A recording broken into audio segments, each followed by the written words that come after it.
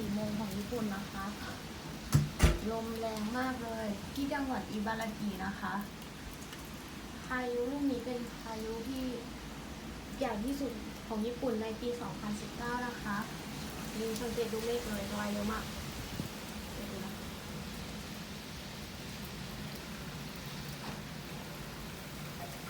ขอให้ทุกคนปลอดภัยนะคะ อย่าออกไปข้างนอกนะ อันนี้ถ่ายอยู่ในบ้านนะคะมีที่กำบังลมอย่างดีนะคะ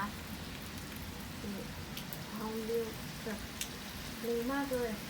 ประมาณ30 เมตรต่อวินาทีนะคะ ตอนนี้นะ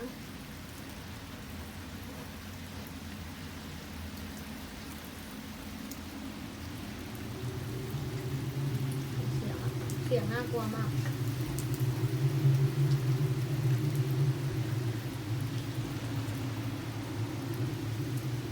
นี่น่ากลัวมากเลยค่ะวันนี้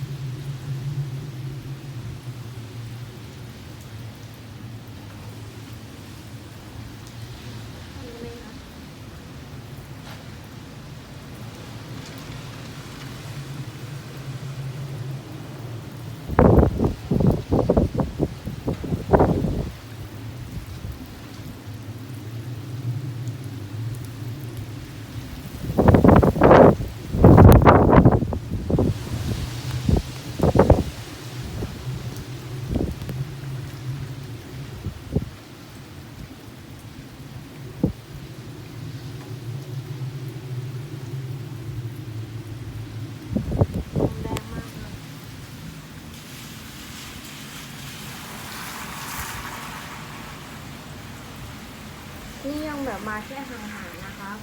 มาเต็มที่ตอนประมาณ5 ทุ่มครึ่งนะมาแบบได้ยินเสียงกันไหม